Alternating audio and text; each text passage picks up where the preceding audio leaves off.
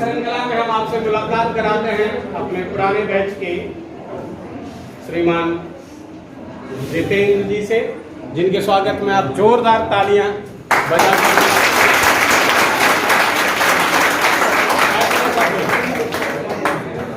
हैं। आप अभी चकबंदी लेखपाल के पद पर आसीन हैं और चूंकि ऑनलाइन एजुकेशन से मिथक थोड़े से डिफरेंट हुए हैं, थिंक थोड़ी सी डिफरेंट हुई है।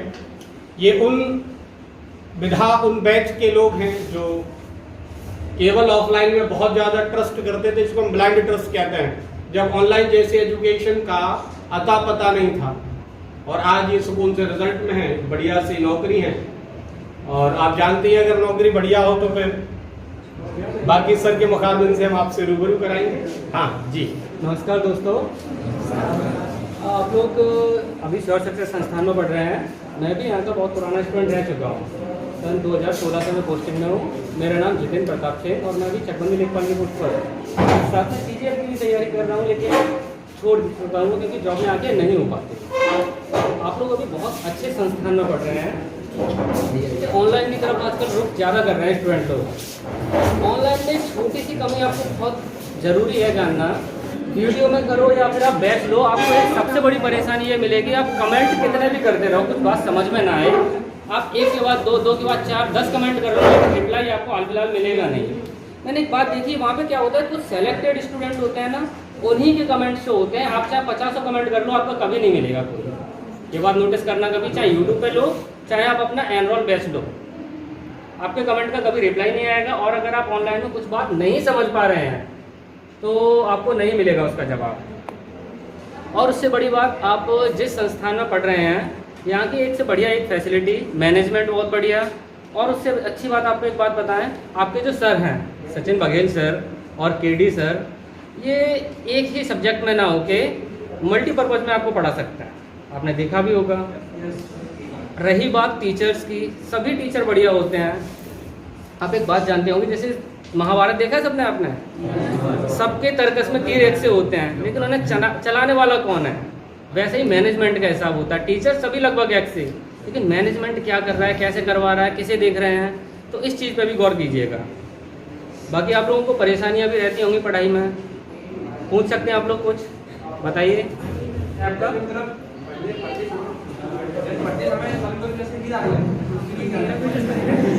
बैठ जाइए। ये बहुत से लोगों की परेशानियाँ होती हैं, पढ़ते पढ़ते अचानक से आपको नींद आने लगती है। ये कुछ नहीं है, आपके ध्यान की कमी। सबसे बड़ी बात है, आपको ध्यान नहीं लगता है। आपके दिमाग में 50 बातें ऐसी चलती रहती हैं जिनसे आपका कोई मतलब नहीं है। अगर आप पूरा मन से पढ़ेंगे, पूरा ध्यान लगा के पढ़ेंगे, तो आप जरूर, नींद के आपको अपना काम भूल जाएंगे। आपको क्या करना है, 3 बजे तक पढ़ना था, 4 बजे तक लगे रहेंगे। लेकिन बस ये है कि आपको जरा सी किताब उठाई, अब मैं तो किस चीज़ को दे रहे हो ज़्यादा, आप देख रहे हो कि मुझे ये पढ़ना है, लेकिन दूसरा काम ध्यान में आ गया, कुछ नहीं तो नींद आ गई, कुछ नहीं तो मोबाइल उठा लिया, तो नींद आना स्वाभाविक है। आप किस चीज़ को कितना महत्व दे रहे हो, उतना ही आप ध्यान लगा के पढ़ पाओ। और आप पढ़ाई को इस चीज़ से लीजिए ना कि मुझे ये करना ही करना है। आप टारगेट सेट करो रोज़ कि मुझे ये मत देखो कि मुझे 3 बजे तक पढ़ना है, क्योंकि 3 तो वो बजने ही बजने हैं। आप चाहें उसमें मोबाइल चलाओ, दोस्तों से बातें कर लो, कुछ भी कर लो, 3 बज के रहेंगे। लेकिन अगर आपने सोच लिया मुझे 5 पेज करने हैं, तो अगर आपने दोस्तों से बात करी तो वो 5 पेज आपके नहीं हो पाएंगे। वो 5 पेज किए बिना आप उठो मत, फिर देखें कैसी नींद आती है। ये परेशानी स्वाभाविक है, लेकिन आपके कंट्रोल में, आप इसे रोक सकते हैं। ठीक है, और बताइए। अच्छा, संस्थान के बारे में आप लोग विचार दीजिए अपने। पढ़ाई कैसी चल रही है आपकी? अच्छी चल रही है। नाम क्या है आपका? खड़ी हुई है। कौन से बैच के लिए आपने एनरोल किया हुआ है? यूपी पुलिस के लिए। यूपी पुलिस के काफ़ी स्टूडेंट्स होंगे। एसटी में कितना स्कोर बैठता है आप लोगों का?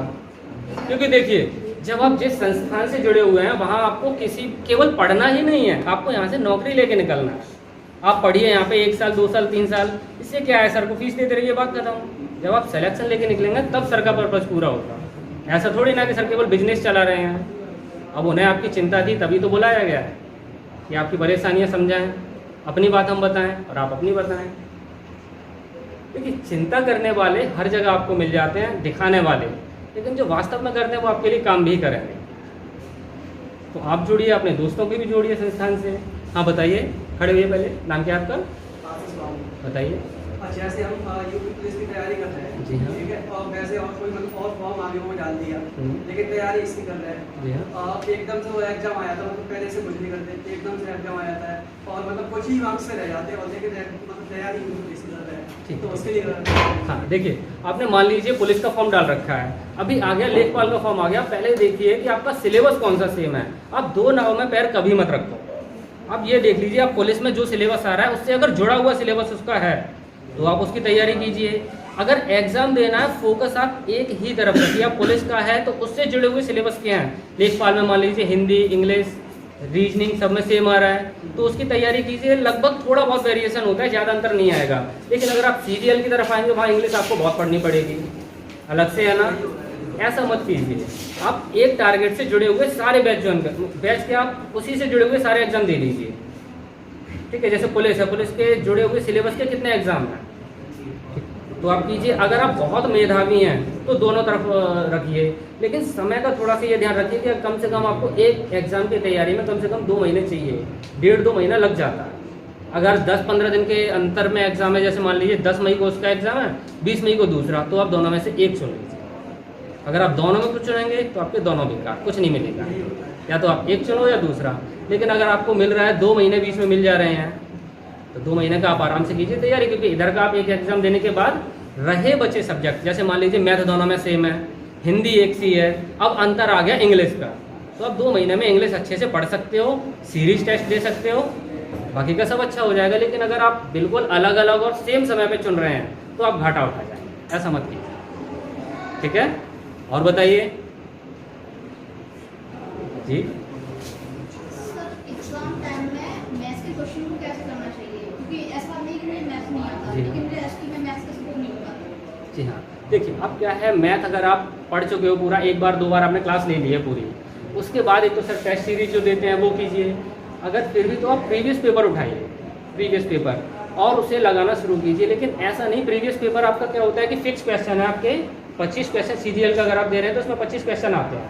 अब 25 क्वेश्चन को 50 मिनट में, 60 मिनट में करना है, ऐसा नहीं। एग्जाम टाइम में आपको कितनी देर में करना चाहिए पेपर, ठीक है, उतनी ही देर में आप पेपर लगाइए, अपना घड़ी से टाइम सेट कीजिए।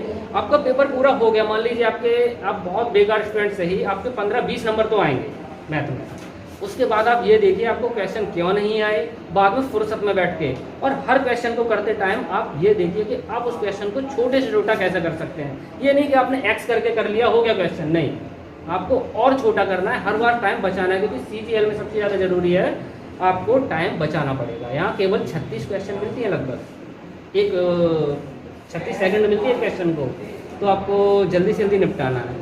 केवल क्वेश्चन ही नहीं करना, आपको अगर मैथ सुधारना है, आपको अपनी स्पीड सुधारनी पड़ेगी, एक्यूरेसी सुधारनी पड़ेगी, तब बात बनेगी। बताइए। उसके मतलब मैथ्स में टाइम मांगिए, लेकिन सर मेरा टाइम इंग्लिश में काफी ज़्यादा चला जाता है।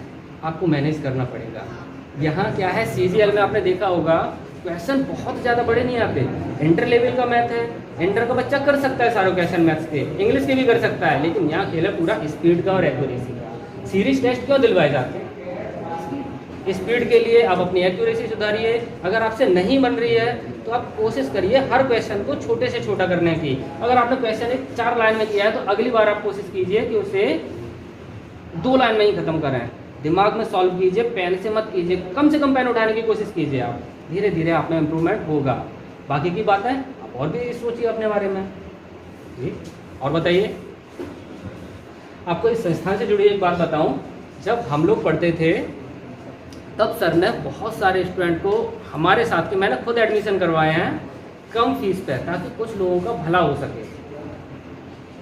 लेकिन कभी कभी क्या होता है कि सर ने काफ़ी सारे स्टूडेंट्स को जुड़वाया, बाद में वो अच्छे हो गए पढ़ने में, यहाँ से चले गए।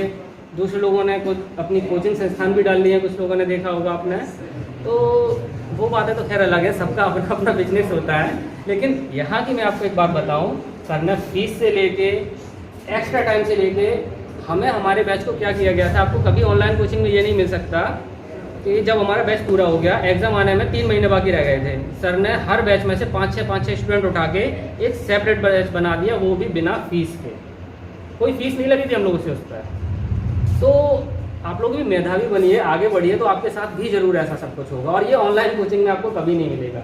वहाँ के आपने फीस जमा कर दी, आप एक बैच में एनरोल हो गए, फिर कोई देखने वाला नहीं है आप कितना पढ़ रहे हो, क्या पढ़ रहे हो, कहाँ पढ़ रहे हो। आप चलिए बैच आपने लिया, ज्वाइन किया, क्लास छोड़ दी, मत पढ़िए, उससे आपका क्या जा रहा है। लेकिन यहाँ आपको पर डे देखा जाएगा, आप आ रहे हो, क्या पढ़ रहे हो, क्या नहीं पढ़ रहे हो।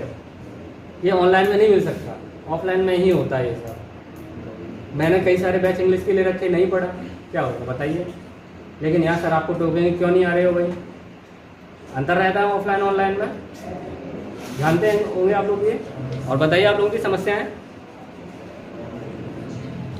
नहीं, चलिए बहुत बढ़िया।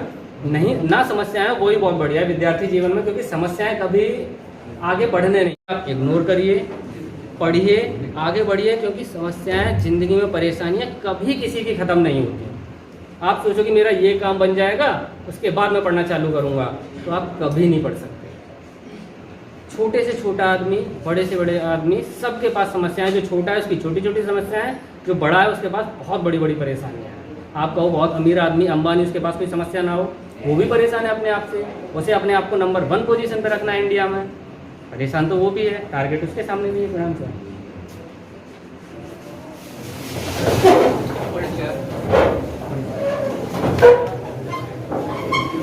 सर के निर्देशन में हमेशा मैं रहा हूँ, जहाँ तक कि मैं नौकरी पे चला गया उसके बाद भी सर ने बहुत कुछ मुझे समझाया है।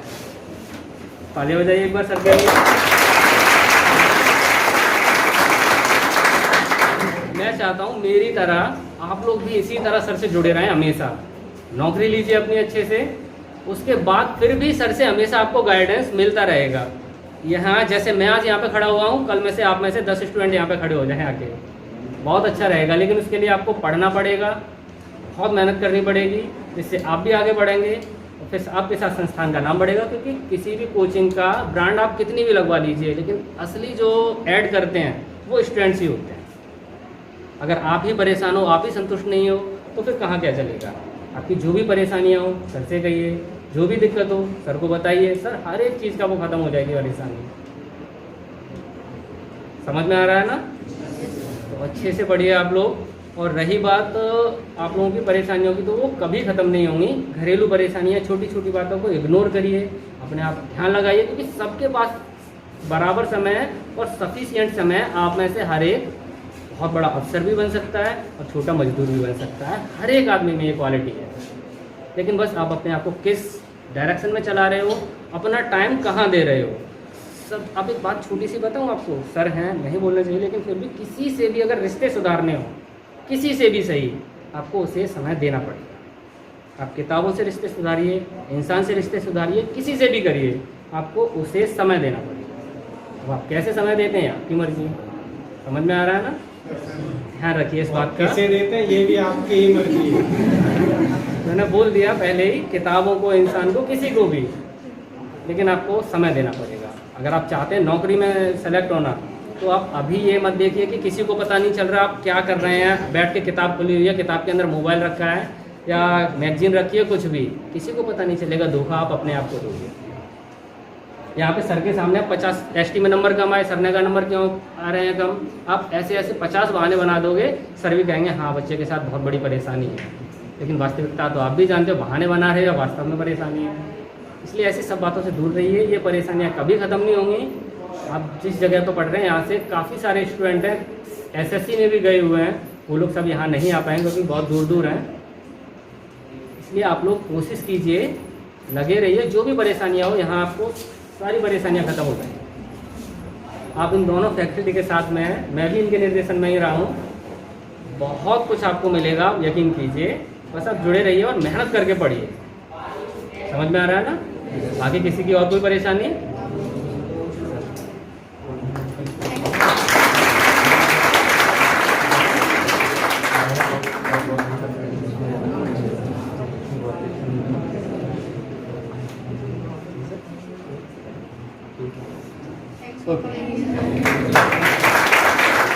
ये थे मिस्टर जितेंद्र, जो आपके सामने रूबरू थे। वर्तमान में चकबंदी लेखपाल के पद पर आसीन, और अब आगे का पड़ाव इनका एक सिविल सर्विसेज है, तो हो एक्स्ट्रा वर्क कर लेते हैं तो आप भी ऐसे बन पाएंगे।